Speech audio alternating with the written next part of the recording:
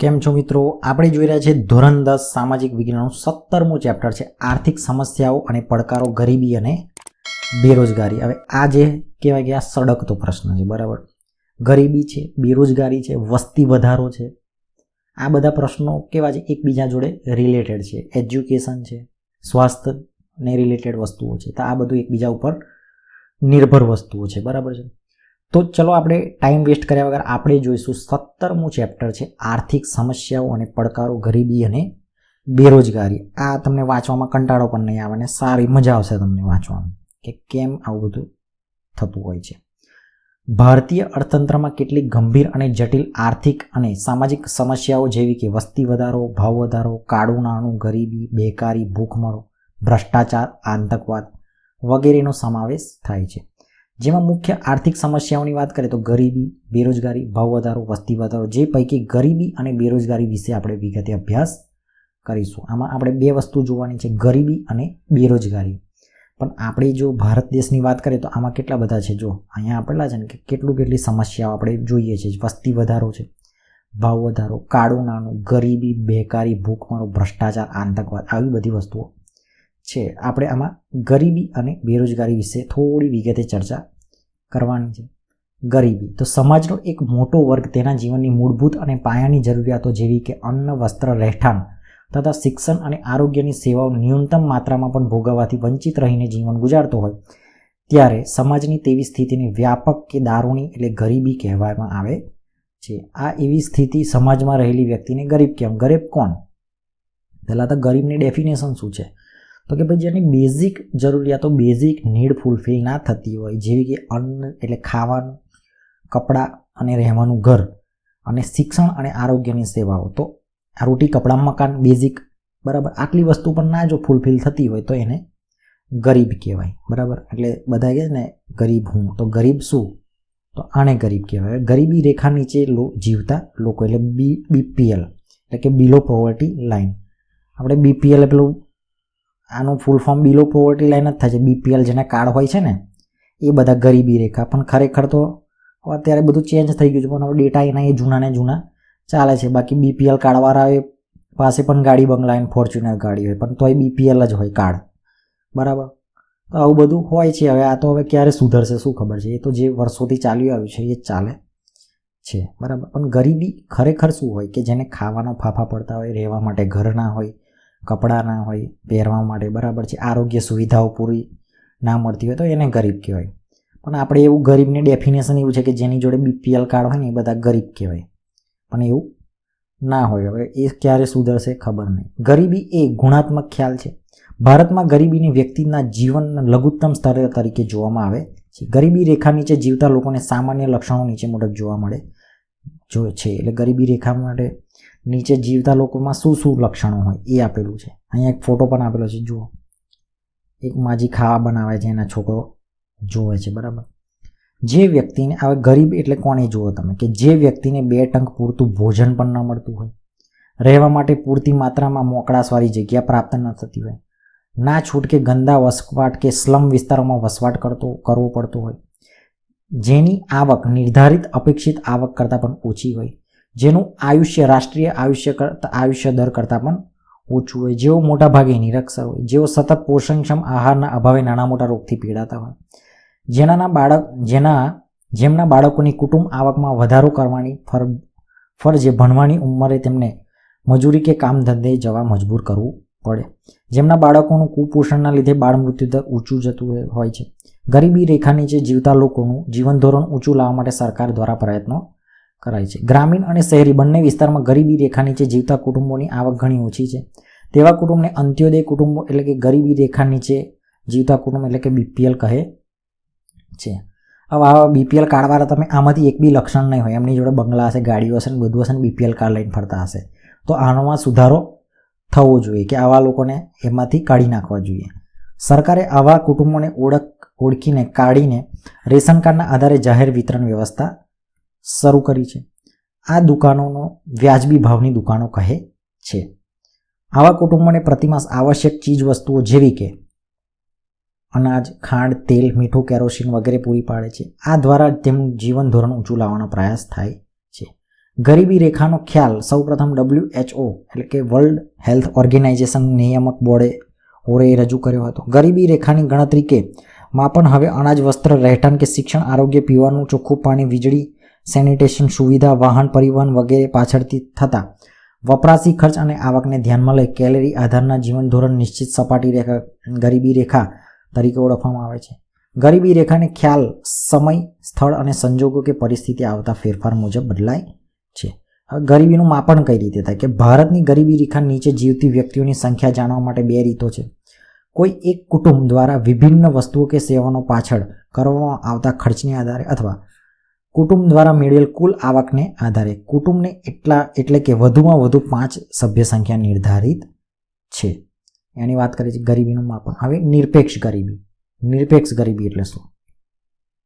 સમાજના લોકો અનાજ, કઠોળ, દૂધ, શાકભાજી, કપડાં જેવી પ્રાથમિક જરૂરિયાતો લઘુત્તમ બજાર ભાવે પણ પ્રાપ્ત કરી શકવા સમર્થ ન હોય તો તેઓ નિરપેક્ષ ગરીબ કહેવાય. બરાબર છે. હવે સાપેક્ષ ગરીબ, સમાજની જુદી જુદી આવક ધરાવતા વર્ગોમાં કોઈ જૂથ અન્ય કોઈ ઓછી આવક મેળવતો હોય તો તે સાપેક્ષ રીતે ગરીબ કહેવાય. આ ખ્યાલ વિકસિત દેશોમાં પ્રચલિત છે. A 10,000, B 20,000, C 30,000. અહીં 3 વ્યક્તિઓની આવક જુદી જુદી છે. B વ્યક્તિની સાપેક્ષે એ વ્યક્તિની આવક ઓછી છે, એ વ્યક્તિ ગરીબ ગણાય. તેવી જ રીતે C વ્યક્તિની સાપેક્ષે B વ્યક્તિ ગરીબ કહેવાય. બરાબર, આવક ઓછી થી તે ગરીબ કહેવાય. આવી રીતે આને કહેવાય સાપેક્ષ વાત. સમજી ગયા તમે? નિરપેક્ષ અને સાપેક્ષમાં. નિરપેક્ષ એટલે શું કે વસ્તુ ખરીદવા માટે સક્ષમ ના હોય, અને સાપેક્ષ એટલે બીજાની સરખામણીમાં ગરીબ હોય એવી રીતે. બરાબર છે. હવે થયું ભારતમાં ગરીબીની વાત કરીએ તો આ ભારતમાં આયોજન પંચે 2011-12માં ગરીબી રેખા નક્કી કરવા માટે ગ્રામીણ ક્ષેત્રે માથાદીઠ માસિક વપરાશી ખર્ચ 816 અર્થાત કુટુંબ દીઠ ખર્ચ 4080 અને શહેરી ક્ષેત્રે માથાદીઠ માસિક વપરાશ 1000 લેખે કુટુંબ દીઠ વપરાશી ખર્ચ 5000નું પ્રમાણ નિર્ધારિત કર્યું હતું. એટલે કે વપરાશી ખર્ચને પહોંચી વળવા માટે માથાદીઠ માસિક આવક ઓછામાં ઓછી મળવી જોઈએ. આ નવા માપદંડ આધારે ભારતમાં 2011-12માં ગરીબોની સંખ્યા ઘટીને 27 કરોડ થઈ ગઈ હતી અને ગરીબીનું પ્રમાણ કુલ વસ્તીને ઘટીને 21% થઈ ગયું હતું. ભારતમાં 2009 અને 10માં ગરીબીનું પ્રમાણ કુલ વસ્તીના 29% હતું. આમ અંદાજે 35 કરોડ લોકો ગરીબીમાં જીવન જીવી રહ્યા હતા. વિશ્વ બેંકે આંતરરાષ્ટ્રીય ધોરણે સરખામણી થઈ શકે તેથી 2012 અને 2008માં ભાવોએ માથાદીઠ દૈનિક આવક $1.90 નિર્ધારિત કરી હતી, જે ગરીબી રેખાનું ધોરણ છે. વિશ્વ બેંકે એક અહેવાલ મુજબ 2010માં ભારતની કુલ વસ્તી અંદાજે 121 કરોડમાંથી 32% જે લોકો ગરીબી રેખા નીચે જીવતા હતા, એમ અંદાજે 45 કરોડ એટલે કે 45 કરોડ થાય છે. આવું આ લોકો કહે છે કે 45 કરોડ લોકો ગરીબ છે. હવે UNDP 2015ના રિપોર્ટ મુજબ ભારતમાં 2011-12માં ગરીબીનું પ્રમાણ કુલ વસ્તીના 21.92% એટલે એપ્રોક્સ 22% જેવું હતું. ભારતમાં કુલ ગરીબો 26.93 કરોડમાં ગ્રામીણ ક્ષેત્રે 21.65 કરોડ લોકો 25.60% અને શહેરી માત્ર 5 કરોડ લોકો 13.60% ગરીબી રેખા નીચે જીવતા હતા. ભારતમાં સૌથી વધુ ગરીબીનું પ્રમાણ ધરાવતું રાજ્ય હોય તો એ કે છત્તીસગઢ છે. 36%, એમાં નામ પણ એવું છત્તીસગઢ, ને 36% ગરીબીનું પ્રમાણ છે. જ્યારે સૌથી ઓછી ગરીબી ધરાવતું રાજ્ય ગોવા છે. ગુજરાતમાં ગરીબીનું પ્રમાણ 16.63% જોવા મળ્યું છે. ભારતમાં સરેરાશ 30%થી વધુ ગરીબી પ્રમાણ ધરાવતા રાજ્યોમાં છત્તીસગઢ, આસામ, ઉત્તર પ્રદેશ, મણિપુર, બિહાર, અરુણાચલ પ્રદેશ, ઝારખંડ અને ઓડિશા છે. ભારતમાં વિપુલ પ્રમાણમાં કુદરતી સંસાધનો અને અપાર કુદરતી બક્ષિસ સમૃદ્ધ છે, પરંતુ આ વિપુલ સંસાધનોને સુયોગ્ય લાભ ઉઠાવવાની ક્ષમતાનો અભાવ, શિક્ષણ, તાલીમ અને કૌશલ્યના અભાવને વર્ષોથી ખામીયુક્ત આયોજનના લીધે આ કુદરતી સંપત્તિ લોકોના કલ્યાણ અને સુખાકારી અર્થે જોઈએ તેટલો ઉપયોગ થઈ શક્યો નથી.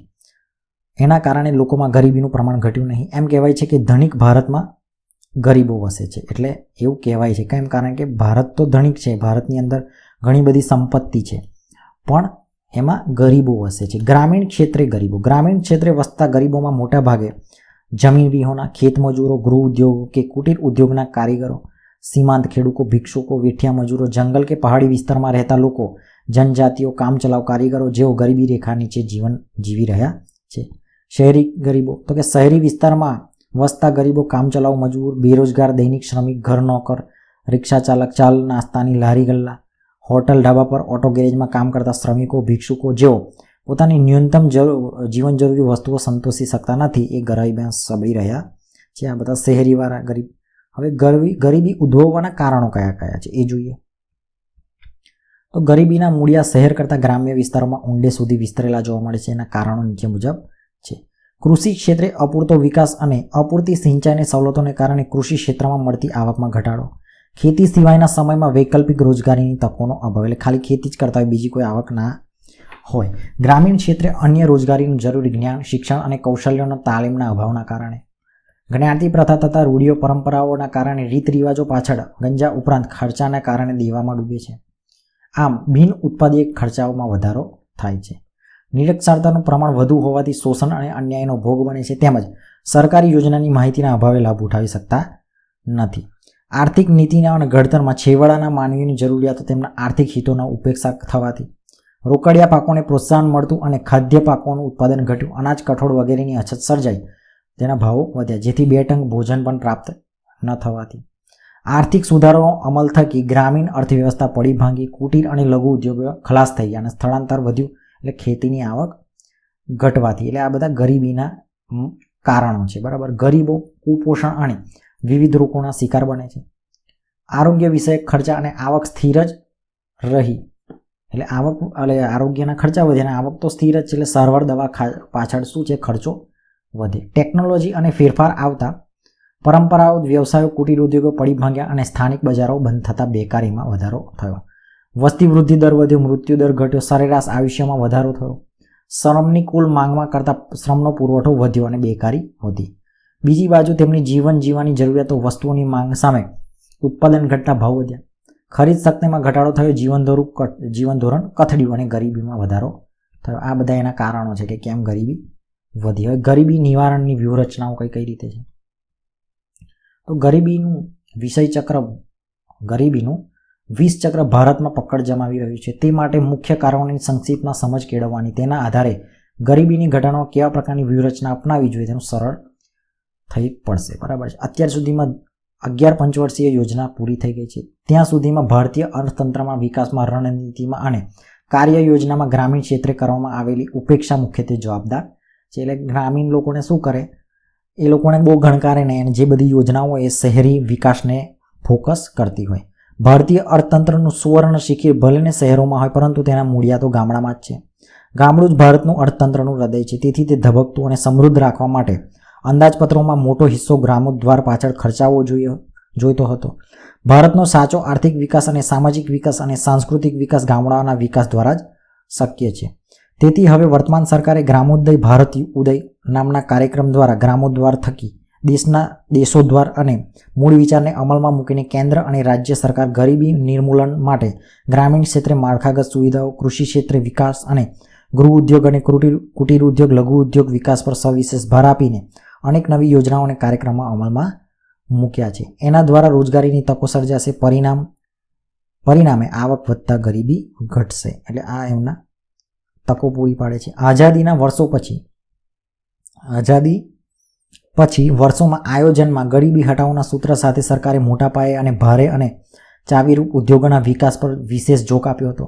તેના વિકાસ માટે અનેક પ્રોત્સાહનો આપ્યા, જેથી શહેરો વિકસે અને બીજી બાજુ ગ્રામીણ ક્ષેત્રે હરિયાળી ક્રાંતિના લક્ષ્ય સાથે જમીન ધારા સુધારના કાર્યક્રમ અમલ પૈકી ખેતીનો વિકાસ સાધીને દેશના ઉત્પાદનમાં વધારો થશે, રોજગારીની તકોનું નિર્માણ થશે, રોજગારી વધશે, તેની આવક વધતા ગરીબો સ્થિતિ સુધરશે. ઉદ્યોગોના વિકાસમાં ઉદ્યોગોની માલિકોને મળતા આર્થિક લાભો ઉદ્યોગ માલિકો, ધનિક ખેડૂત કે જમીનદારો જેવા ધનિક વર્ગોને મળતી આવકનો વધારાનો લાભ ક્રમશઃ ગરીબો સુધી વિસ્તરશે અને તેથી ગરીબોની સંખ્યા ઘટશે. પરંતુ આ વ્યૂહરચનાત્મક આશાવટ ઠગારો નીવડ્યો.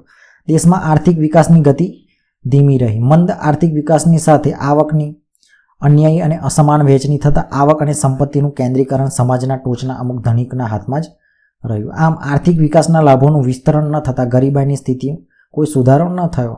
આવકની અસમાન વહેંચણી થતાં ધનિકો વધુ ધનિક બન્યા અને ગરીબો વધારે ગરીબ બન્યા. એ આનું આ કારણ છે. બરાબર. કેમ? કારણ કે અસમાન વહેંચણી.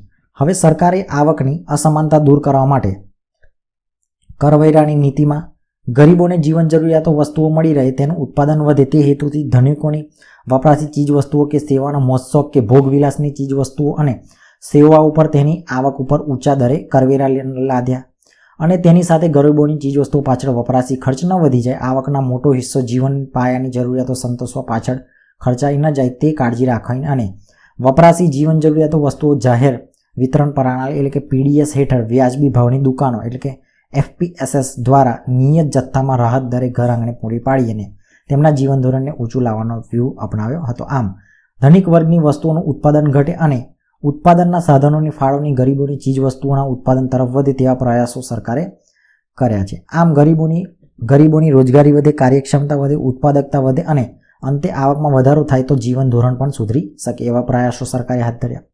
ગરીબી નાબૂદી માટે કૃષિ ક્ષેત્રે પર વિશેષ ભાર આપવાની જરૂર સમજાતા સરકારે જમીન ધારા સુધારા ઉપાયો કર્યા બધા. જમીન ટોચની મર્યાદાનો ધારો, ગણત ધારાનું નિયમન, ખેડહળની સલામતી જેવા અનેક કાયદાઓ ગ્રામીણ ક્ષેત્રે ધનિક ખેડૂતો કે જમીનદારોની આવકમાં ઘટાડો કરીને જમીન વિહોણા ખેતમજૂરો કે ગણોતિયાની આવકમાં વધારો થાય એ રીતે ગરીબોની સ્થિતિમાં સુધારો લાવવા માટે વ્યૂહ અપનાવ્યો. એટલે એમને એવો ટ્રાય માર્યો.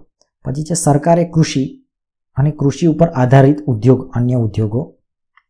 અન્ય પ્રવૃત્તિઓ વિકસે જેવી કે પશુપાલન, ડેરી ઉદ્યોગ, મત્સ્ય ઉદ્યોગ, વણીકરણ, નાની મોટી સિંચાઈ યોજનાઓ, વિકાસ સાધવો, ગૃહ ઉદ્યોગો, કુટીર ઉદ્યોગો, લઘુ ઉદ્યોગો ખાસ પ્રોત્સાહન આપી શકાય. સ્વાવલંબન ક્ષેત્રે યંત્રોના ઓછો ઉપયોગ થાય એવા ધંધા ઉદ્યોગો થકી રોજગારી વધે અને પરંપરાગત વ્યવસાયો, હાથશાળા અને કુટીર ઉદ્યોગો માટે પ્રોત્સાહન નીતિ જાહેર કરી. આથી આર્થિક સહાય આપી કેટલાક ગૃહ ઉદ્યોગને કાયદાથી અનામત રાખ્યા જેથી ગ્રામીણ ક્ષેત્રે રોજગારીની તકોનું સર્જન થાય.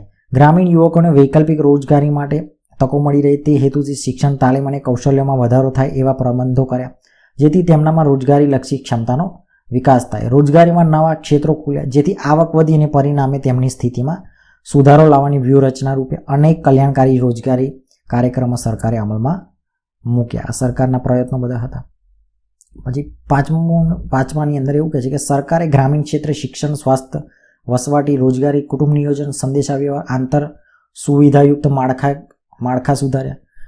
સિંચાઈ, સડક, પછી છે પાક સંરક્ષણ, કૌશલ્ય અને તાલીમ ક્ષેત્રે, ખેતી ક્ષેત્રે સુધારા કર્યા. પાકની વિવિધ જાતો વિકસાવી, બિયારણ, ખાતર, ટ્રેક્ટર સુવિધા માટે સસ્તી બેંક લોનનું ધિરાણ ઉપલબ્ધ કરાવીને ગ્રામોદ્ધારના અનેકવિધ મહત્વાકાંક્ષી પગલાં ભર્યા. ઘર આંગણે યુવકો માટે રોજગારી ક્ષેત્રો ખોલ્યા જેથી શહેર તરફનું સ્થળાંતર ઘટે અને શહેર પર વસ્તીનું ભારણ ઘટે. ગ્રામીણ કે નગર કક્ષાએ શાળાઓ, માધ્યમિક અને ઉચ્ચતર માધ્યમિક શાળાઓ નજીકના અંતરે કોલેજ શરૂ કરીને ટેકનિકલ વ્યવસાયલક્ષી અભ્યાસક્રમો, તાલીમ કેન્દ્રોની સુવિધા ઊભી કરી. યુવક યુવતીઓ ઉચ્ચ શિક્ષણ પૂરું કરે ત્યાં સુધી આર્થિક સહાય રૂપે સ્કોલરશીપ, ફી માફીની સુવિધા, આશ્રમ શાળાઓ અને કન્યા કેળવણી સાથે આર્થિક સહાય દ્વારા પ્રોત્સાહન અનેક પગલાં ભર્યા છે. મહિલા સશક્તિકરણ પ્રયાસ રૂપે મહિલાઓને આર્થિક રીતે પગભર કરવા અથવા સ્વરોજગારી ઊભી કરવાના વિવિધ નક્કરો કાર્યક્રમો અમલમાં મૂકે છે. આમ સરકાર ગરીબીના રાક્ષસને નાથવામાં વ્યૂહરચના રીતે ક્રમબદ્ધ નક્કર પગલાઓ ભરી રહી છે. આમ પગલાઓના અમલ થવા છતાં અર્થતંત્રમાં ઊંડે ઘર કરી ગયેલી ગરીબી સમસ્યાની જડમૂળમાંથી ઉખાડી ફેંકવા જેવા સ્વપ્નને સાકાર કરવામાં અને વિશ્વ બેંકે 2030 સુધીમાં વિશ્વમાંથી ગરીબીનું નિર્મૂલન કરવાના વિઝનને મિશન રૂપે પૂર્ણ કરવા ભારતને હજી ઘણી મંજિલ મક્કમ પગલે કાપવાની રહેશે. એટલે 2030 સુધીમાં આ ટાર્ગેટ છે વિશ્વ બેંકે આપેલો છે. હવે ગરીબી નિવારણ કાર્યક્રમ એટલે કે પોવર્ટી એલિવિએશન પ્રોગ્રામ એટલે PAP ગરીબીનું નિર્મૂલન કરવાના ઉપાયોને વ્યૂહાત્મક અને સફળ બનાવવા માટે ગરીબી રેખા નીચે જીવતા શહેરી અને ગ્રામ્ય વિસ્તારના લોકોને સીધી રીતે અસર થાય તેવી રીતે વિવિધ કલ્યાણકારી યોજનાઓ સીધો આર્થિક લાભ મળે તે હેતુથી તથા રોજગારીની તકો પૂરી પાડીને આવક વૃદ્ધિ દ્વારા ગરીબી નિવારણના કાર્યક્રમો અમલમાં મૂકવામાં આવે છે. ગરીબી નિર્મૂલનના કાર્યક્રમો યોજનામાં મુખ્યત્વે 5 વિભાગમાં વહેંચી શકાય છે. વેતનયુક્ત રોજગારી કાર્યક્રમો, સ્વરોજગારીના કાર્યક્રમો, અન્ય સુરક્ષાને લગતા કાર્યક્રમો, અન્ન સુરક્ષાને લગતા કાર્યક્રમો, પછી સામાજિક સલામતીને લગતા કાર્યક્રમો અને શહેર ગરીબી નિવારણના કાર્યક્રમો. હાલમાં આ 5 ક્ષેત્રમાં ઘણા શ્રેણીબદ્ધ કાર્યક્રમો કર્યા છે, પરંતુ તેમાંથી મુખ્ય કાર્યક્રમો અને આ યોજના વિશે નીચે મુજબ સંકલિત અને સર્વગ્રાહી ચર્ચા કરીશું.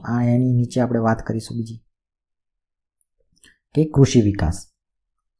તો કૃષિ વિકાસની આપણે વાત કરીએ તો એટલે આપણે કૃષિ વિકાસ અને સિંચાઈ, સડક, પાક સંરક્ષણ, સેન્દ્રિય ખેતી અને ખેત પેદાશોનું વેચાણ જેવા ક્ષેત્રોમાં નીચેની યોજના દર્શાવવામાં કાર્યોમાં જોડાઈને રોજગારી મેળવી શકે, જેમાંથી સીધી આવક મળે અને ગરીબોની સ્થિતિ સુધરે. એના મુખ્ય હેતુ છે કે પ્રધાનમંત્રી કૃષિ સિંચાઈ યોજના, એની અંદર શું છે એ જોઈશું.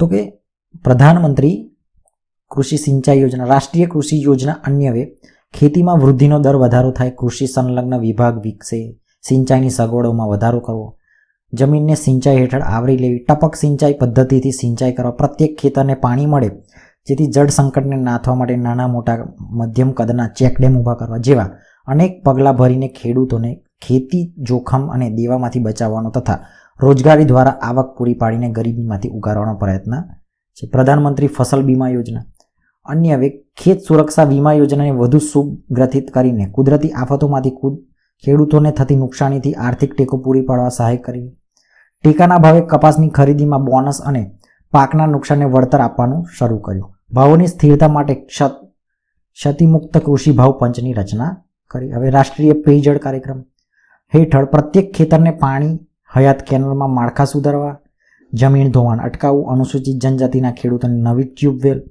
ક્ષાર પ્રવેશ નિયંત્રણ જેવા કાર્યક્રમો અમલમાં મૂક્યા, તેમજ તળાવોનું ખોદકામ, વોટરશેડ વિકાસ, પછી છે ટાંકી નિર્માણ, વરસાદી પાણીનો સંગ્રહ, વનરોપણ, નહેર લાઇનિંગ બનાવી, ઝાડછોડ લગાવવા જેવા નવીનીકરણીય અને ચેકડેમો પુનરુદ્ધાર રોજગારલક્ષી કાર્યક્રમો અમલમાં મૂકી અને ગ્રામીણ ક્ષેત્રે કૃષિ ઉપર આધારિત ગરીબ કુટુંબને ગરીબીમાંથી બહાર કાઢવામાં કેટલીક આર્થિક ટેકારૂપ સહાય કરી છે.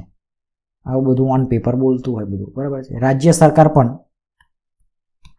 ખેતી ક્ષેત્રે લાભકારક યોજનામાં ખરીફ પાક તેમજ તદ્દન નજીવા વ્યાજના દરે બેંક ધિરાણ પૂરું પાડવું, પશુપાલન માટે ખાતરના સંગ્રહ માટે સુવિધાઓ ઊભી કરવી અને કેન્દ્ર સરકારના સિંચાઈના કાર્યક્રમો પણ રાજ્ય સરકારે નક્કર પગલાં ભર્યા છે. ગુજરાત સરકારે ગરીબી નિવારણ કરવાના ઉપાયો હાથ ધર્યા છે, જે અન્વયે રાજ્ય સરકાર દ્વારા છેલ્લા દશકાથી ગરીબ કલ્યાણ મેળા યોજીને ગરીબોને સ્વાવલંબન માટે જરૂરી સહાય આપવામાં આવે છે. ઇનામ યોજના હેઠળ ખેડૂતો અને રાષ્ટ્રીય કૃષિ બજાર ઊભું કર્યું છે, જેમાં ખેડૂત ઓનલાઈન પોતાના ઉત્પાદનો સૂચિબદ્ધ કરાવી શકે છે. વેપારી કોઈપણ જગ્યાએથી ઉત્પાદનની બોલી લગાવી શકે છે. વચેટિયાઓ, દલાલો તથા નુકસાનીથી ખેડૂતોને બચાવીને વધુ ભાવરૂપી વળતર મળે અને હરીફાઈ વધુ આર્થિક લાભ મળે એ આ યોજનાનો હેતુ છે. ઇનામ યોજના, કેવું નામ છે? ઇનામ યોજના. આમ કૃષિ વિકાસ અને મહત્તમ વળતર મળે તેવા પગલાં ભર્યા જેથી ખેડૂતો ખેતી વ્યવસાયમાં જોડાઈ રહે અને એ ખૂબ જ જરૂરી છે. હવે ગ્રામોદય, ભારત ઉદય, તો જેવા કાર્યક્રમો થકી ખેડૂતલક્ષી યોજનામાં વન્ય પ્રાણીઓથી થતા નુકસાન પામતા પાકોનું રક્ષણ કરવા માટે તારની વાડ કરવા માટે આર્થિક સહાય, અછત કે દુકાળના સમયે પશુધન સુરક્ષા માટે ઘાસ ઉત્પાદન અને પશુ શેલ્ટર બાંધવા માટે સહાય, અતિ આધુનિક સેટેલાઇટ કે ડ્રોન ટેકનિકની વરસાદની આગાહી અને ખનિજ ક્ષેત્ર શોધવા, જમીનની સર્વે કરીને રેકોર્ડની જાળવણી જોગવાઈ કરીને ખેતીના યાંત્રિકીકરણ માટે ટ્રેક્ટર તથા મિની ટ્રેક્ટર ખરીદવામાં ઓછા વ્યાજે લોન ધિરાણ અને સબસિડી રૂપે સહાય, પાણીની ટાંકીના નિર્માણ માટેની સહાય કરવામાં આવે છે. બાગાયતી પાકોની ગુણવત્તા સુધારવા કૃષિ ધિરાણ મંડળમાં કમ્પ્યુટરાઇઝેશન, કપાસ, કઠોળ, મસાલા ઉત્પાદન વગેરે જેવી ટેસ્ટિંગ લેબોરેટરી સ્થાપી, પોષણક્ષમ ભાવો મળી રહે તેઓ પ્રબંધ, જળ સંગ્રહ માટે જળાશયો કાપથી દૂર કરીને ઊંડા કરવા,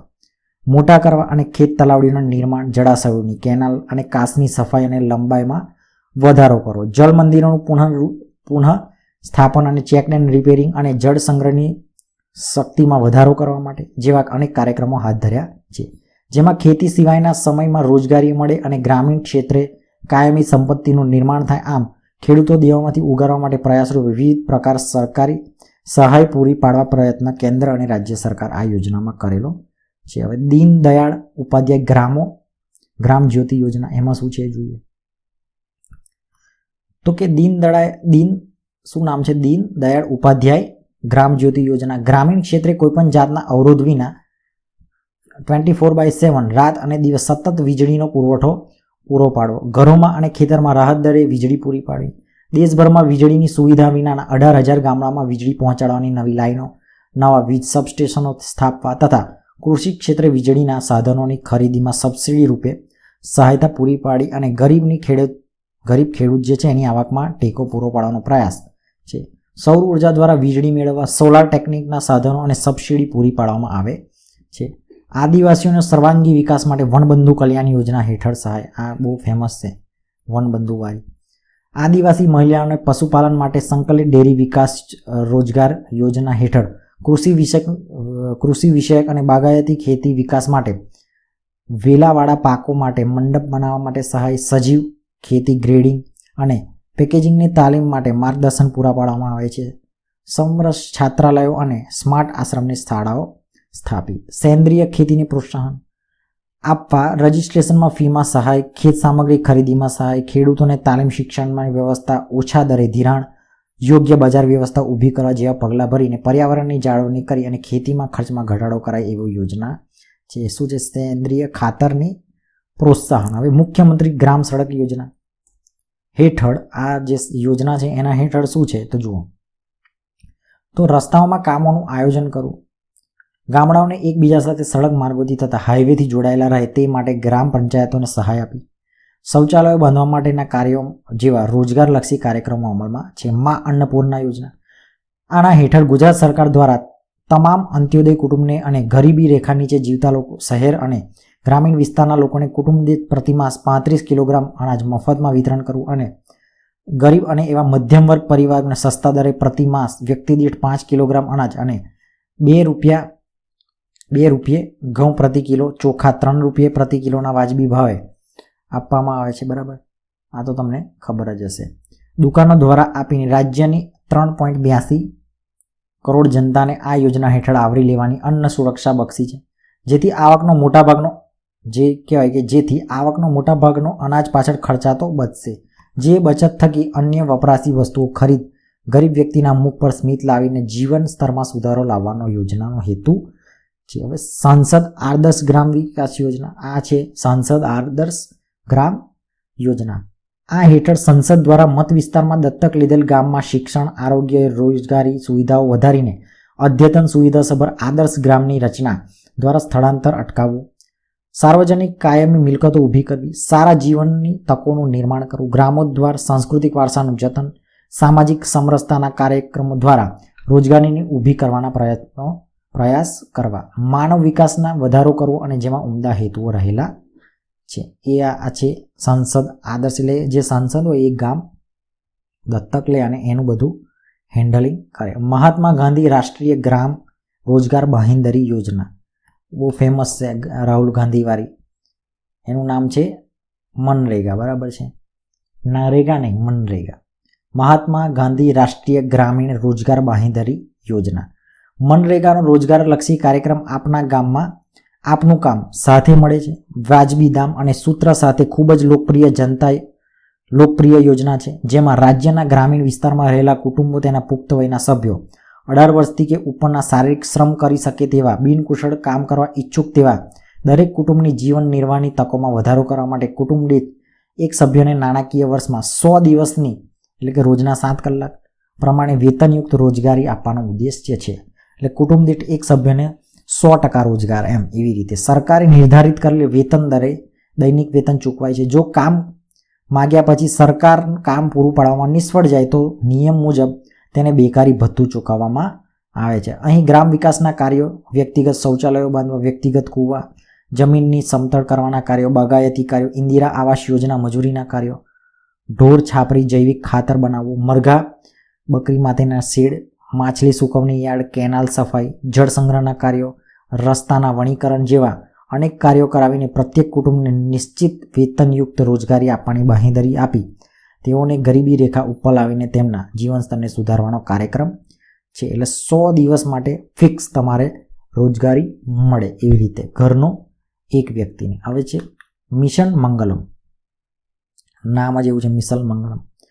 આના દ્વારા રાજ્ય સરકાર ગરીબી રેખા નીચે જીવતા પરિવારોની મહિલાઓ સભ્યોને સખી મંડળો કે સ્વ સહાય જૂથમાં જોડીને કૌશલ્ય વર્ધક તાલીમ આપીને પાપડ, અથાણા, અગરબત્તી જેવા ગૃહ ઉદ્યોગના વિકાસ થકી રોજગાર આજીવિકા પૂરી પાડે અને ગરીબી રેખાથી ઉપર લાવવાનો પ્રયત્ન કરે છે. મિસલ મંગળમ. પછી દત્તોપંત ઠેંગરી કારીગર વ્યાજ સહાય યોજના. એની અંદર શું છે કે એના દ્વારા રાજ્ય સરકાર હસ્તકલા અને હાથસાળ કુટીર ઉદ્યોગના કારીગરોને કાચા માલની ખરીદી માટે ઓછા વ્યાજની બેંક લોન સુવિધા પૂરી પાડે છે. પછી છે જ્યોતિ ગ્રામ ઉદ્યોગ વિકાસ યોજના.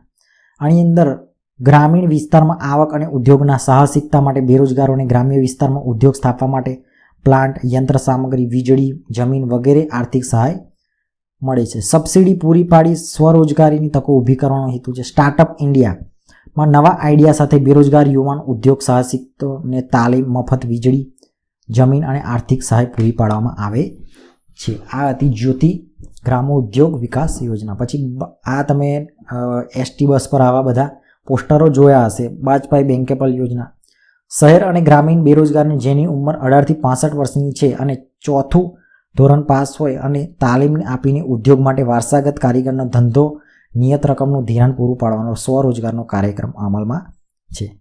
એગ્રો બિઝનેસ પોલિસી 2016 દ્વારા સરકારે પ્રોસેસ્ડ ફૂડ પ્રોડક્શનના નિકાસ સહાય, એગ્રો ફૂડ ઇન્ડસ્ટ્રી યુનિટો સ્થાપીને 10 લાખ લોકોને રોજગારી પૂરી પાડવાની યોજના અમલમાં છે, જે દ્વારા ગરીબીમાં ઘટાડો કરી શકાય. હવે આ આપણે બેરોજગારીની વાત કરીશું. આ બધી ગરીબીની વાત હતી. હવે બેરોજગારીની વાત કરીશું, એટલે કે અનએમ્પ્લોયમેન્ટ, જે અત્યારે સળગતો પ્રશ્ન છે. બરાબર છે. ઘણા બધા તમે સમાચારમાં બેરોજગારીની વાતો સાંભળી હશે. એટલે બેરોજગારી એટલે શું? તો કે ભારતની વર્તમાન સમસ્યાઓ પૈકીની ગંભીર આર્થિક સમસ્યા બેરોજગારી છે. બેરોજગારીના કારણે ગરીબી ઉદ્ભવે છે. આ સમસ્યા લાંબા ગાળાની અને અર્થતંત્રમાં ઊંડે ઘર કરી ગયેલી સમસ્યા છે. વિશ્વના મોટાભાગના દેશો બેરોજગારીની સમસ્યામાંથી પસાર થઈ રહ્યા છે. બેરોજગારી એટલે અનએમ્પ્લોયમેન્ટ એટલે રોજગારી ના મળે એમ. બેરોજગારીનો અર્થ શું છે? તો કે જે પુખ્ત વયની વ્યક્તિ જેની ઉંમર 15 થી 60 વર્ષની હોય, જે બજારમાં પ્રવર્તતા વેતન દરે કામ કરવાની ઈચ્છા અને વૃત્તિ ધરાવતો હોય, કામ કરવા યોગ્ય શક્તિ અને યોગ્ય લાયકાત ધરાવતી વ્યક્તિ કામની શોધમાં હોય છતાં તે કામ મેળવી શકતો ન હોય તો તે વ્યક્તિ બેકાર કે બેરોજગાર કહેવાય છે. આવી સામૂહિક પરિસ્થિતિને બેરોજગારી કહેવાય છે. આવી બેકારી ફરજિયાતપણે તે ભોગવે છે અને તેની ઈચ્છા વિરુદ્ધની કે અનૈચ્છિક બેકારી કહે છે. જો કોઈ વ્યક્તિ પ્રવર્તમાન બજારના વેતન દર કરતાં વધુ વેતન માગે અને 15 થી 60 વર્ષની વચ્ચે વય જૂથમાં તેનો સમાવેશ થતો ન હોય, અપંગ, અશક્ત, રોગિષ્ટ, વૃદ્ધ, આળસુ, ગૃહિણી હોય જેઓ શક્તિ હોવા છતાં કામ કરવાની વૃત્તિ કે તૈયારી ધરાવતા ન હોય એવી વ્યક્તિઓ પણ બેરોજગાર ગણાય નહીં. એટલે આવી વ્યક્તિ બેરોજગાર ના ગણાય, કારણ કે એ તો કામ કરવાની ઈચ્છા ના હોય તો હવે એમને શું કરવાનું? તો પેલા બધા બેરોજગાર કહેવાય. બરાબર. હવે બેરોજગારીના સ્વરૂપો કેટલા છે તો એ જોઈએ. તો ભારતીય અર્થતંત્રમાં બેરોજગારીના કેટલાક મુખ્ય સ્વરૂપો નીચે મુજબ જોવા મળે છે. પહેલાં તો એના ટોટલ છે જોઈ લઈએ. કેટલા ટાઈપની બેરોજગારી આ લોકોએ બતાવેલી છે. 6 ટાઈપની બેરોજગારી છે. એ કઈ છે આપણે જોઈએ. પહેલી છે ઋતુગત બેરોજગારી. કેવી છે? ઋતુગત બેરોજગારી. ભારતમાં કૃષિ ક્ષેત્રે સિંચાઈની અપૂરતી સગવડો, વરસાદની અનિયમિતતા અને વૈકલ્પિક રોજગારીની તકોમાં અભાવથી 3 થી 5 માસ જેટલા બેરોજગાર રહેવું પડે છે, જેને ઋતુગત કે મોસમી બેરોજગારી કહે છે. એટલે એના નામ પરથી જ છે કે ઋતુગત બેરોજગારી. તો કેમ? કારણ કે ખેતીમાં જોડાયેલા હોય તો જ હોય. હવે ઘર્ષણજન્ય બેરોજગારી. જૂની ટેકનોલોજીના સ્થાને નવી ટેકનોલોજી ત્યારે અમુક સમય માટે શ્રમિક બેરોજગાર બને છે, જેને ઘર્ષણજન્ય બેરોજગારી કહે છે. હવે નવી ટેકનોલોજીના મશીન આવ્યા અને 5ની જગ્યાએ એક જ માણસ કામ કરે તો એને કહેવાય. એટલે એક ઘર્ષણજન્ય બેરોજગારી જ થઈ. બરાબર. પછી માળખાગત બેરોજગારી. ભારતીય અર્થતંત્રમાં પછાત અને રૂઢિચુસ્ત છે. સામાજિક પછાતપણું, પરંપરાગત રૂઢિઓ, રિવાજો, નિરક્ષરતા અને માળખાકીય સુવિધાનો અભાવ વગેરે કારણોથી માળખાગત બેરોજગારી જોવા મળે છે. પછી પ્રચ્છન્ન અને છુપી બેરોજગારી. કોઈ કામ ધંધા કે વ્યવસાયિક પ્રવૃત્તિમાં જરૂર કરતાં વધારે શ્રમિકો રોકાયેલા હોય. આ વધારાના શ્રમિકો ઉત્પાદન કાર્યમાં ખસેડી લેવાથી કુલ ઉત્પાદનમાં કંઈ ફેર ન પડતો હોય તો આ બધા શ્રમિકને પ્રચ્છન્ન એટલે કે છુપા બેરોજગાર કહે છે. ઔદ્યોગિક બેરોજગારી. તો કે ઔદ્યોગિક ક્ષેત્રે થતા ફેરફારને લીધે જો વ્યક્તિએ ટૂંકા કે લાંબા સમય માટે કામ વિનાનું થતું પડવું, એટલે એમાં શું છે? ઔદ્યોગિક ક્ષેત્રે ફેરફાર કોઈ થાય એના લીધે કોઈ વ્યક્તિ ટૂંકા કે લાંબા ગાળા માટે કામ વગરનો થઈ જાય તો આ સ્થિતિને ઔદ્યોગિક બેરોજગારી ઓળખવામાં આવે છે. પછી શિક્ષિત બેરોજગારી. આ મોટા ભાગના આ લાઇનમાં આવે છે શિક્ષિત બેરોજગારો. ઓછામાં ઓછું માધ્યમિક શિક્ષણ મેળવેલું હોય અને જો વ્યક્તિ બેરોજગાર હોય તો તેને શિક્ષિત બેરોજગાર કહેવામાં આવે. ઓછામાં ઓછું માધ્યમિક શિક્ષણ, સમજ્યા તમે? એટલે એને કહેવાય શિક્ષિત બેરોજગાર. કારણ કે ભણેલો છે છતાં પણ નોકરી નથી મળતી. ભારતમાં બેરોજગારીનું પ્રમાણની વાત કરીએ તો ભારતમાં બેરોજગારીનું પ્રમાણ રાજ્યવાર સ્થિતિ અલગ અલગ છે. રોજગાર વિનિમય કચેરીમાં રોજગાર વાંચકોની નોંધણી કરાવવામાં ઉદાસીનતાના કારણે સંખ્યા તેનું ચોક્કસ પ્રમાણ કે અંદાજ કાઢવો મુશ્કેલ છે.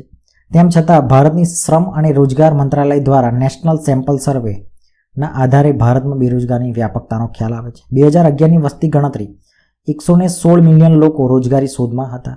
32 મિલિયન લોકો અશિક્ષિત બેરોજગારો અને 84 મિલિયન શિક્ષિત બેરોજગારો હતા. જેઓની ઉંમર 15 થી 24 વર્ષની છે તેઓ અંદાજે 4.5 કરોડ જેટલા લોકો બેકાર હતા. લેબર બ્યુરો ઓફ સર્વે મુજબના ભારતના 2013 થી 14માં બેરોજગારીનો દર 5.5% જોવા મળ્યો હતો અને ગુજરાતના દર 1012 વ્યક્તિઓ એટલે 1.2% બેરોજગાર હતી. એટલે ઘણું ઓછું કહેવાય એમ તો. ભારતમાં 2009 થી 10માં 10,000 શહેરી વિસ્તારમાં 34 વ્યક્તિઓ એટલે 3.4%, જ્યારે ગ્રામીણ વિસ્તારમાં 16 વ્યક્તિઓ બેરોજગાર હતી. શિક્ષિત બેરોજગારનું પ્રમાણ શહેરોમાં વધુ જોવા મળતું હતું. 2013ની સ્ત્રીઓ બેરોજગારી દર 7.7% જોવા મળ્યો હતો. ભારતમાં સિક્કિમ, કેરલા, પશ્ચિમ બંગાળ, ઉત્તર પ્રદેશ, છત્તીસગઢ, જમ્મુ કાશ્મીર, ત્રિપુરા જેવા રાજ્યોમાં બેરોજગારીનું પ્રમાણ વધુ જ ઊંચું જોવા મળે છે. જ્યારે હિમાચલ પ્રદેશ હોય, હરિયાણા, કર્ણાટક, ચંદીગઢ અને ગુજરાતમાં બેરોજગારીનું પ્રમાણ જે ક્રમશઃ નીચું રહ્યું છે. ગુજરાતમાં રોજગારીના ક્ષેત્રે સારી અને નોંધનીય પરિસ્થિતિ છે. એટલે એટલીસ્ટ તમે કંઈક કમાઈ તો શકો એટલું તો આપણે ગુજરાતમાં રોજગારી મળી રહે છે. પછી એવું નહીં કે ખાલી ગવર્મેન્ટ નોકરી જ નહીં, એની અંદર બધી જ આવી ગઈ. ભારતમાં એક અંદાજ મુજબ ઉચ્ચ શૈક્ષણિક લાયકાતવાળા 15% લોકો યુવાનો છે. વિશ્વની વસ્તીના 66% લોકો જે 35 વર્ષની વય સુધીના યુવાનો છે તે ભારતમાં છે. ભારતે જો વિશ્વ યુવાનો દેશ થકી મહાસત્તા બનાવવાની દિશામાં આગળ વધવું હશે તો ભારતમાં બેરોજગારીના વરવા સ્વરૂપને બદલવું પડશે. ભારતમાં બેરોજગારીની સમસ્યા વધુ ઘેરી બનવા પાછળ મુખ્ય જવાબદાર કારણોમાં વસ્તી વધારો અને માત્ર સૈદ્ધાંતિક જ્ઞાન, પ્રાયોગિક જ્ઞાનનો અભાવ, ટેકનિકલ જ્ઞાન અને કૌશલ્યનો અભાવ, પૂર્ણ કક્ષાની રોજગારી ઊભી કરવામાં નિષ્ફળતા, ખેતી ક્ષેત્રે વરસાદની અનિયમિતતા અને જોખમનું પ્રમાણ છે. કૃષિમાં વ્યવસાયનો રસ ઘટવો, સિંચાઈની અપૂરતી સગવડતાઓ, ખેતી સિવાયના સમય, વૈકલ્પિક બેરોજગારીનો અભાવ, બેકાર બેસવું, કુટીર ઉદ્યોગો, ગૃહ ઉદ્યોગો, લઘુ ઉદ્યોગોની નબળી સ્થિતિ, જ્ઞાતિ પ્રથા, સંયુક્ત કુટુંબ વ્યવસ્થા, પરંપરાગત વ્યવસ્થા કે કૌટુંબિક ધંધામાં જ રોકાઈ રહેવું પડે એમ, અન્ય નવા વ્યવસાય કે ઉદ્યોગો શરૂ કરવામાં સાહસનો અભાવ, જ્ઞાન, કૌશલ્ય, તાલીમ અને અનુભવની ખામી, શ્રમની અગતિશીલતા, માનવ શ્રમનું ખામી ભરેલું આયોજન, ઔદ્યોગિક વિકાસનો ધીમો દર, બચત વૃત્તિનો ઓછો દર, તેથી મૂડી સર્જનના દરમાં ઘટાડો થવો. પરિણામે નવા ધંધા અને ઉદ્યોગોમાં રોકાણના અભાવ શરૂ ન થઈ શકવાના કારણે અનેક કારણો છે. આ બધા એના કારણો આપેલા છે. આની અંદર એક મસ્ત લાઈન છે કે જો નવા વ્યવસાય કે ઉદ્યોગ શરૂ કરવામાં સાહસનો અભાવ એ પણ શેનું છે? બેરોજગારીનું એક કારણ છે. એના કારણે તો સ્ટાર્ટઅપ ઇન્ડિયા શરૂ થયું છે, બરાબર. હવે બેરોજગારી ઘટાડવાના ઉપાયો કયા કયા છે એ જોઈએ. તો બેરોજગારીની સમસ્યા આપણા આયોજનની એક સૌથી નબળી કડી છે. ગરીબી અને બેરોજગારી બંને સગી બહેનો છે. બંને વચ્ચે સમસંબંધ છે. ગરીબીનું મુખ્ય કારણ બેરોજગારી છે અને આ પડકારરૂપ સમસ્યાઓ અસર યુવા શિક્ષિત વ્યક્તિઓમાં વિશેષ છે, જેવી કે તેઓ શિક્ષણ અને વિષયના રસ, રુચિ, અભિગમમાં ઘટાડો થવો, સામાજિક અને માનસિક પરિસ્થિતિ પર વિપરીત અસર થવી, મનોવૈજ્ઞાનિક દ્રષ્ટિએ રોજગારી ન મળવાને કારણે હતાશામાં ધકેલાઈ જવું. ઘણી બધી વાર તમે સમાચારમાં સાંભળ્યું હશે કે નોકરી નથી અથવા રોજગારી નથી અથવા એક્ઝામ ક્રેક ના કરી શકે, એના માટે લોકો આત્મહત્યા કરતા હોય. કેમ? કારણ કે એ પ્રેશર હોય એની ઉપર, બરાબર છે. જો લાંબા સમય સુધી તેઓ બેકાર રહે તો યુવાનો અસામાજિક અને અનૈતિક પ્રવૃત્તિઓમાં જોડાઈ જાય છે, જેમ કે માદક દ્રવ્યોની હેરફેર, ગેરકાનૂની વ્યવસાયો, ચોરી, લૂંટફાટ, ખંડની વસૂલી જેવા ગુનાહિત કૃત્યો કરવા પ્રેરાય છે. સામાજિક અને આર્થિક અસમાનતામાં વધારો થયો, વર્ગભેદ સર્જાય છે, જીવન ધોરણ કથળે છે, બેકારી સાથે ભાવવૃદ્ધિ જોડાતા ગરીબોની અને બેકારોની કુટુંબની સ્થિતિ વધુ કપરી અને દયનીય બને છે. તેઓ માદક દ્રવ્યોના અને અન્ય વ્યસન તરફ વળે છે. આમ બેરોજગારીની અસર વ્યક્તિ, કુટુંબ તેમજ અર્થતંત્ર પર સામાજિક દ્રષ્ટિએ ઘાતક પુરવાર થાય છે. બધું એકબીજા પર ડિપેન્ડ છે. હવે બેરોજગાર હોય એટલે કરે શું? વ્યસન તરફ વળી જાય, પછી વ્યસન તરફ વળે એટલે પોતાને તો ભાન ના હોય એટલે ચોરી, લૂંટફાટ ગમે તે કરી શકે છે, બરાબર. તો એ બધું એકબીજા પર ડિપેન્ડેડ હોય. બેરોજગારી ઘટાડવાની સરકારી યોજના અને કાર્યક્રમો આગળ આપણે ગરીબી નિવારણના કાર્યક્રમમાં અભ્યાસ કર્યો છે, તેનું ફરીથી સ્મરણ કરી લેવું. જે સિવાય સરકારે લીધેલા કેટલાક અસરકારક ઉપાયો નીચે મુજબ છે. કયા કયા એમને લીધેલા છે જોઈએ. પહેલું છે કે ભારતમાં ઝડપી આર્થિક વૃદ્ધિ દર 10%. કેટલો છે? ભારતમાં ઝડપી આર્થિક વૃદ્ધિ દર વાર્ષિક 10% જેટલો ઊંચો લક્ષ્યાંક રાખીને સિદ્ધિ કરવા સર્વગ્રાહી પગલાં ભરવા, જાહેર અને ખાનગી ક્ષેત્રમાં મૂડીરોકાણ પ્રમાણ વધારવું અને રોજગારીની તકોમાં વધારો કરવો, અર્થતંત્રમાં કૃષિ સહિત નાના અને ગૃહ ઉદ્યોગો, કુટીર ઉદ્યોગો સહિત તમામ વિભાગોમાં અને પ્રદેશોમાં ઝડપી અને સંતુલિત વિકાસ સાધવા રોજગારીના નવા ક્ષેત્રો ખોલવા જોઈએ. સરકારે રોજગારી વધારવામાં અનેક યોજનાઓ અને આર્થિક સહાય, શિક્ષણ, તાલીમ કેન્દ્રો શરૂ કરેલા છે.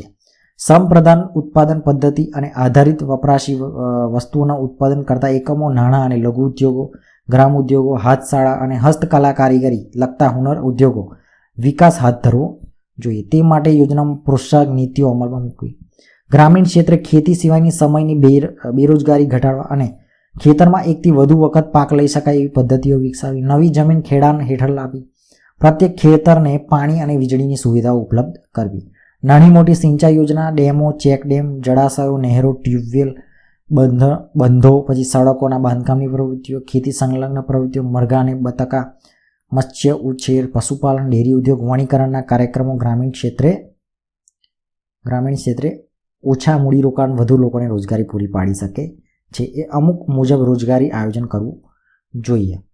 હવે છે કે ગ્રામીણ ક્ષેત્રે રોજગારીની તકો વિસ્તારવી જોઈએ, જેથી ત્યાંના લોકો પૂરતી આવક અને રોજગારી પ્રમાણસર મળી રહે તો તે શહેર તરફનું સ્થળાંતર ઘટાડી શકાય છે અને રોજગારીની માંગ પરનું દબાણ ઘટાડી શકાય છે. કૃષિ ક્ષેત્રે બાગાયતી ખેતી, સેન્દ્રિય ખાતર આધારિત ખેતી, સૂકી ખેતી અને બહુપાક પદ્ધતિ, શાકભાજીના ફળોની ખેતી તરફ વધુ ઝોક આપીને પ્રોત્સાહન આપવું જોઈએ.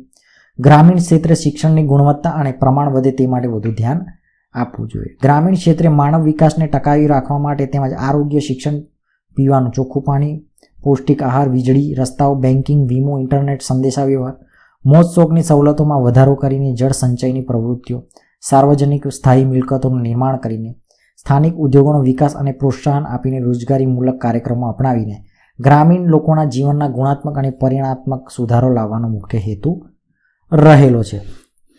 વાત કરીએ તો શિક્ષિત બેરોજગાર અને યુવા બેરોજગારીમાં ઘટાડો કરવા માટે તેના માટે કૌશલ્ય વિકાસના કાર્યક્રમો, શિક્ષણને અનુરૂપ રોજગારી પૂરી પાડવી, કુશળ કારીગરો પેદા થાય તેવી વ્યવસાયલક્ષી અને તકનીકી શિક્ષણની નીતિ અપનાવવી, શાળા કોલેજો અભ્યાસક્રમો ત્યાંના સ્થાનિક ઉદ્યોગોની જરૂરિયાતો સંતોષી શકે તેવા રાખવા, યુવા રોજગારોને શિક્ષણ અને તાલીમ આપીને તેમાં વિશિષ્ટ કૌશલ્યોનો વધારો કરીને ઉત્પાદક સાથે ગુણવત્તા વધે, રોજગારી વધે અને વધુ આવક મળે, તેને જીવન સ્તર ઊંચું આવે તેવા પ્રયત્નો થવા જોઈએ. તેઓ સતત કામ મળી રહેશે એવું આશ્વાસન આપવું જોઈએ. એટલે બરાબર છે. એવું કામની નવી પરિસ્થિતિ મુજબ નવી જાણકારી મેળવીને યોગ્ય સક્ષમ બનાવીને સ્વરોજગાર મેળવી શકે અને વૈશ્વિક દેશોની શ્રમ શક્તિની તુલનામાં વૈશ્વિક સ્તરે ભારતીય યુવા સમકક્ષ ઊભો રહે એવી સ્થિતિ સર્જવાનો પ્રયત્ન કરવો જોઈએ. એમાં આ વાત કરેલી છે. પછી ભારતના સરકારના શ્રમ મંત્રાલય અને રાજ્ય સરકારના યુવા રોજગારોને ઔદ્યોગિક વિકાસ સાથે તેમના જ્ઞાન, સમજણ, ઉત્સાહ અને કાર્યક્ષમતા વધે તે માટે તાલીમ અને પ્રશિક્ષણ દ્વારા કૌશલ્યનો વિકાસ અને કાર્યક્રમો make in India, skill India, digital India જેવા મહત્વાકાંક્ષી યોજનાઓ અમલમાં મૂકી છે. ટેકનિકલ સંસ્થાઓ, કોલેજ, યુનિવર્સિટીઓ સ્થાપવાના દેશભરમાં કરીને વ્યાવસાયિક અભ્યાસક્રમો અને અદ્યતન ટેકનોલોજી અનુરૂપ શિક્ષણની સુવિધાઓ ઉપલબ્ધ કરાવીને શાળા કોલેજનો અદ્યતન અભ્યાસક્રમો વ્યવસાયિક અને ટેકનિકલ શિક્ષણ દ્વારા રોજગારી માંગ અનુસાર સક્ષમ બનાવવાનો પ્રયત્ન કર્યા છે. હાલમાં દરેક રાજ્યમાં એક આઈટીઆઈ અને એક આઈઆઈએમ જેવી ઉચ્ચ સંસ્થાઓ સ્થાપવામાં આવી રહી છે. આઈટીઆઈ શું કરે કે ઇન્ડસ્ટ્રીયલ ટ્રેનિંગ ઇન્સ્ટિટ્યૂટ છે, બરાબર. એટલે જે ઇન્ડસ્ટ્રીને જરૂરિયાત હોય એ પ્રમાણના કોર્સ ડિઝાઇન કરીને લોકોને એ સ્કિલ પૂરી પાડે. શ્રમ શક્તિના આયોજન ક્ષેત્રે સરકારની રોજગારી ક્ષેત્રે નવા ક્ષેત્રો ખોલ્યા. Computer technology, information technology, pharma ક્ષેત્ર, બિઝનેસ મેનેજમેન્ટ, ધંધાકીય વ્યવસ્થાપન, પેકિંગ અને પ્રોસેસિંગ, આઉટસોર્સિંગ, માર્કેટિંગ, પછી છે catering, invest management, office management, hotel management, share stock marketing વગેરે નવીન ક્ષેત્રોમાં રોજગારીની વિપુલ તકો રહેલી છે. તેથી આ ક્ષેત્રો અનુરૂપ સ્થાનિક જરૂરિયાતો પૂરક નવા અભ્યાસક્રમો યુનિવર્સિટીમાં દાખલ કરવામાં આવ્યા છે, જેને અનુરૂપ શિક્ષણ, પ્રશિક્ષણ અને તાલીમ સંસ્થાઓના પાઠ્યક્રમો બદલવામાં આવ્યા છે, જે થકી તેઓને નોકરી, વર્તમાન ભવિષ્યની જરૂરિયાતો પહોંચી વળે અને શ્રમ શક્તિની માંગને અનુરૂપ યુવાનોને શિક્ષણ પ્રાપ્તિ અંતે સ્વરોજગારની પ્રાપ્ત કરી શકે તે માટે ટૂંકા ગાળાના ડિપ્લોમા, સર્ટિફિકેટ કોર્સિસ, પ્રત્યક્ષ તાલીમ અભ્યાસક્રમો જેવા કે કયા તો કે સ્પિનિંગ, વીવિંગ, ટર્નિંગ, પ્લમ્બરિંગ, પછી છે રેડિયો, ટીવી, ફ્રીજ, મોબાઈલ, એસી રિપેરિંગના કોર્સ શરૂ કરવામાં આવે છે. ઓટોમોબાઈલ ક્ષેત્રે આવેલી ક્રાંતિ અનુરૂપ electronics, computer science, genetic science, aerospace, robot making ક્ષેત્રે નવા કોર્સની તાલીમ આપીને કુશળ કારીગરો, ઇજનેરો અને ટેકનિશિયનો તૈયાર થઈ રહ્યા છે. તથા નવા અને ધંધા ઉદ્યોગ શરૂ કરવા માટે ઉદ્યોગ સાહસિકોને સ્ટાર્ટઅપ ઇન્ડિયા અને સસ્તી લોનની સહાય પૂરી પાડવાનો પ્રયત્નો પણ થયા છે. સ્થાનિક ઉદ્યોગોની સાથે રહીને તાલીમ સંસ્થાઓએ સહકાર પરસ્પર સંકલન સાધ્યું છે, જેથી સ્થાનિક જરૂરિયાતોને માંગને મુજબ શ્રમનો પુરવઠો પૂરો પાડીને રોજગારીની તકોનું સર્જન અને વ્હાઇટ કોલર જોબના સ્થાને સરકારી આર્થિક સહાય દ્વારા સ્વરોજગારીને પોષી એવા શૈક્ષણિક અભ્યાસક્રમો અને શૈક્ષણિક ખર્ચા સસ્તા અને પ્રવેશ સરળ બને તેવું વાતાવરણ સર્જવું જોઈએ અને સુદૃઢ માળખું ઊભું કરવું જોઈએ. એટલે આમાં સ્કિલ ડેવલપમેન્ટની વાત કરી છે. પછી 9મું છે ઉદ્યોગો સંબંધિત વિકાસ સાધવા માટે નવી રોજગારીની તકોનું સર્જન થાય તેવા માટે વ્યાપાર ઉદ્યોગની શરૂઆત થાય છે, તે આવશ્યક છે. યુવાઓમાં ઉદ્યોગ સાહસિકતા વધે, કુશળતા, સંગઠન શક્તિની સાથે મૂડીરોકાણ જરૂરી છે. સરકારશ્રી દ્વારા ઓછા મૂડીરોકાણથી પ્રારંભિક ઓછા માર્જિન સાથે યંત્રો, કાચો માલ, ઓફિસ ફર્નિચર ખરીદવા માટે ઓછા વ્યાજ દરે ધિરાણની સવલતો, વેચાણ માટેની સહાયતા જેવી અનેક યોજનાઓ દ્વારા સ્વરોજગારની તકોને પ્રોત્સાહન આપવામાં અનેક પગલાં ભર્યા છે. ધંધો શરૂ કરવા માટે, ચલાવવા માટેનું ટેકનિકલ અને વ્યવસાયિક જ્ઞાન, વહીવટી કુશળતા, કૌશલ્ય અને સહાયતા આપવાનું કાર્ય સરકારી પ્રયત્નો થકી થયું છે. બેન્કો, નાણાકીય સંસ્થાઓ, આર્થિક સહાય, સસ્તી સરળ લોન સુવિધાઓ અને સ્થાનિક વેપારી સંગઠનો, સેવાભાવી સંસ્થાઓ દ્વારા પ્રયાસો થકી મહિલાઓને ગૃહ ઉદ્યોગો સ્થાપીને રોજગારી પૂરી પાડે છે, સ્વરોજગારી પૂરી પાડે છે. આમ પરંપરાગત વ્યવસાયોને બહાર નીકળીને કુટુંબના સભ્યની એક નવી પેઢી તૈયાર થઈ જશે, જેને નવા વેપાર ધંધાની ઔદ્યોગિક ક્ષેત્રની ક્ષિતિજો વિસ્તારવી શકશે. એટલે ખાલી રોજગારી નહીં પણ સ્વરોજગાર બને એ માટે પણ સરકાર પ્રયત્ન કરી રહી છે. રોજગાર અને વિનિમય કેન્દ્રો રોજગારીની શોધતી વ્યક્તિઓ, શ્રમિકો, કામદારો કે શિક્ષિત, કુશળ, અર્ધકુશળ યુવાનો કામ આપવા માગતા હોય માલિકો સાથે જોડાવાનું કડીરૂપ કાર્ય કરે છે. આ સંસ્થા શિક્ષિત બેકારોની નોંધણી, કામની જગ્યા પ્રકાર વિશે વિશ્વસનીય માહિતી આપે છે. કારકિર્દી પસંદગી માર્ગદર્શન પણ આપે છે. આ કેન્દ્રો રોજગાર, કારકિર્દી જેવા મેગેઝિન અને સામયિકો દ્વારા રોજગારીની પૂરતી માહિતી પૂરી પાડે છે. મોડેલ કેરિયર સેન્ટર દ્વારા હેલ્પલાઇન નંબર 1800-425-1514 દ્વારા લોકોની જરૂરી માહિતી, સ્કિલ પ્રોગ્રામ, રોજગાર મેળા જેવી મફત સેવાઓ આપે છે. ડિસેમ્બર 2015 સુધીમાં 497 રોજગાર વિનિમય કેન્દ્રો હતા, જેમાં ડિસેમ્બર 2013માં 468 લાખ બેરોજગારોએ દેશમાં અને ગુજરાતમાં 8.5 લાખ જેટલા બેરોજગારો નોંધાયા હતા. એટલે આટલા જે કેન્દ્રો હોય છે પેલી નોંધે છે ને બધા બેરોજગારી, એ લોકો એમાં નોંધાવવું પડે નામ. વિશ્વ શ્રમ બજાર એની વાત કરીએ તો એમાં શું છે? વિશ્વના દેશો પોતાના શ્રમિકોનું આદાન પ્રદાન કરે છે, જેને વિશ્વ શ્રમ બજાર કહે છે. આંતરરાષ્ટ્રીય કક્ષાએ શ્રમિકોનું એક દેશમાંથી બીજા દેશમાં સ્થળાંતર રોજગારી અર્થે, વેપાર ધંધા અર્થે, તાલીમ કે ઉચ્ચ અભ્યાસ અર્થે થાય તે શ્રમથી આંતરરાષ્ટ્રીય ગતિશીલતા કહે છે. શૈક્ષણિક જ્ઞાન, ઉચ્ચ ટેકનિકલ જ્ઞાન અને કૌશલ્ય પ્રાપ્તિના અર્થે વિદેશથી વધુ આવક, વધુ સુવિધા અને વધુ સારી નોકરીની શોધમાં બુદ્ધિધનનું બહિંગમ બ્રેઇન ડ્રેનેજ એ આંતરરાષ્ટ્રીય સ્તરે સ્થળાંતર થાય છે. સિમ્પલ વસ્તુ છે. ઇન્ડિયામાં તમને પગાર મળતો હોય 10,000 અને તમે વિદેશમાં જાઓ તો 50,000 મળતો હોય, તો અહીંયાથી જો કોઈ નોલેજેબલ પર્સન હોય તો ત્યાં જતો રહે. કેમ? એને બ્રેઇન ડ્રેન કહેવાય. શું થાય? બ્રેઇન ડ્રેન કહેવાય એને. સામાજિક મોભોદ વધારવું અને દેશાવર ગમન હમણાં વધુ ધ્યાન આકર્ષણ રીતે પ્રચલિત થયું છે. બુદ્ધિશાળી અને પ્રભાવશાળી વ્યક્તિઓ, તાલીમ પામેલ, કુશળ અને સુસજ્જ કારીગરો અન્ય દેશો સ્થળાંતર થવાના કે ત્યાં સ્થાયી થવાના વધતા વલણને કારણે આપણા દેશમાં બુદ્ધિ પ્રતિભા ધરાવતી, ટેકનિકલ જ્ઞાન સંપન્ન અને વૈજ્ઞાનિક માણસ ધરાવતી તેજસ્વી પ્રતિભાઓની ખોટ વર્તાય છે. વૈશ્વિકરણ અને ઉદારીકરણને લીધે અર્થવ્યવસ્થામાં એક નવી સ્થિતિનું સર્જન થવા લાગ્યું છે. અતિ આધુનિક, કુશળ અને માહિતી, ટેકનિકલ, આઈટી, સંદેશાવ્યવહાર ટેકનોલોજી, બાયોટેકનોલોજી, કોમ્પ્યુટર ક્ષેત્ર કે દાક્તરી અભ્યાસના ક્ષેત્રે જ્ઞાન અને કુશળ પ્રાપ્ત કરવાની માંગ વધી રહી છે. અનેક દેશે આવા વિશિષ્ટ શૈક્ષણિક લાયકાત અને કુશળતા પ્રાપ્ત લોકોની તાલીમ માટે પામેલ કુશળ વ્યક્તિઓની તાલીમ પામેલ કુશળ શ્રમિકોની, તજજ્ઞોની ભરતી કરે છે.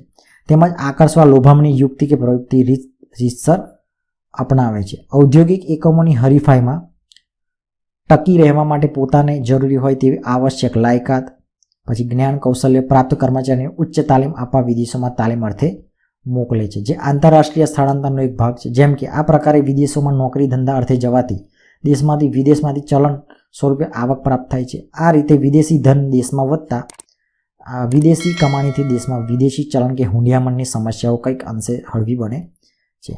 તો જોયું મિત્રો, આ ચેપ્ટરની અંદર આપણે બેરોજગારીની વાત કરી, ગરીબીની વાત કરી, એના કેમ ઉદ્ભવે છે, એના સોલ્યુશન શું છે એ બધી વાત કરી, અને સરકારે કયા કયા પ્રયત્નો કરે, સરકારની કઈ કઈ યોજનાઓ આપણે વાત કરી. એ બધી યોજનાઓ પૂછાતી હોય છે ત્યારે બધા ફાંકા ઝીકતા હોય કે કઈથી યોજના કરવી. ભાઈ આ બધું પાઠ્યપુસ્તકની અંદર હોય જ છે.